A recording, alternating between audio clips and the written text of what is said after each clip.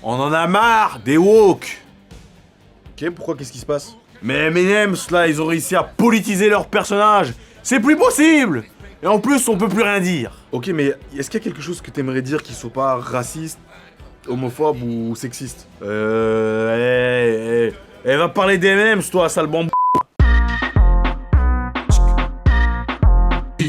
La marque M&M's a annoncé qu'elle allait faire disparaître pendant un moment ses personnages emblématiques, les Spokes Candies. Parce que les conservateurs américains ont estimé que les mascottes étaient devenues trop woke.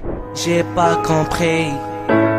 Qu'est-ce qu'il arrive? Ça a commencé il y a 1 an, quand le personnage vert a opté pour un changement de look et est passé des talons au basket. On pourrait se dire que c'est un détail, mais ça a scandalisé les conservateurs de la droite américaine, et notamment le présentateur Tucker Carlson de la chaîne Fox News, qui s'était énervé en disant que les M&M's woke étaient de retour, et que le personnage vert n'était plus sexy. On parle d'un M&M's là, je sais pas si vous vous rendez compte. Il a sexualisé un personnage qui représente une noix enrobée de chocolat. Il a même dit « On n'a plus envie d'aller en date avec aucun des personnages. » Mais encore heureux en fait, espèce de malade. T'es un tordu toi, t'es un starbé. Et à la limite, si ça s'arrête là, on pourrait se dire « Ok, c'est con, mais c'est marrant. » Sauf que c'est parti plus loin que ça. Il y a quelques mois, M&M's a introduit un nouveau personnage mauve, Purple. Super original. C'était le 3e personnage féminin après Green et Brown. Et le choix de la couleur mauve symbolisait le soutien à la communauté LGBTQIA+. Et c'est aussi la couleur des collectifs féministes. Tu te doutes bien que ça a rendu les conservateurs fous de rage, et Tucker Carlson, encore lui, a déclaré qu'elle était sûrement obèse à cause de sa forme ovale. Plus-sized, obese purple M&M. Alors en plus de vouloir aller en date avec des noisettes, je suis pas un expert mais il est pas grossophobe en faisant ce qu'il fait là. Ta violence! M&M's a répondu avec un communiqué en disant « Mais maintenant, nous avons compris. Même les chaussures d'un bonbon peuvent susciter la polarisation. Or, c'était la dernière chose que nous voulions, parce que notre objectif est de rassembler les gens. » Et ils ont aussi déclaré qu'ils allaient remplacer les Spokes Candies par l'humoriste Maya Rudolph.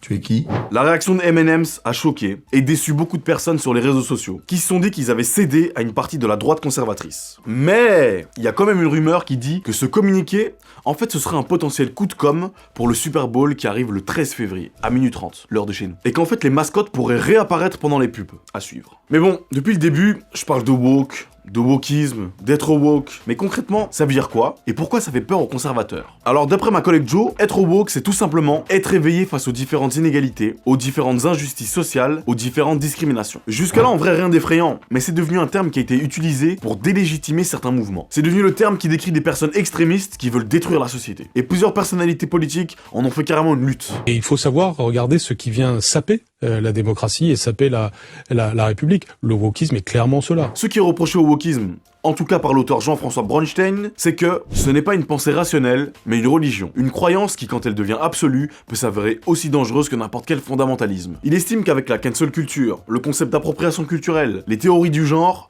le wokisme est une religion qui nie la réalité. Bon, en vrai, le wokisme, chacun est libre d'en penser ce qu'il veut. Mais de là à dire qu'un M&M's est devenu trop woke, ça va pas un peu trop loin là? Trop c'est trop!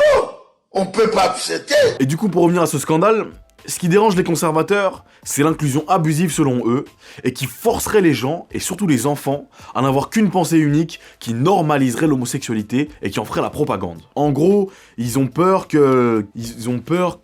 Mais en fait, vous avez peur de quoi?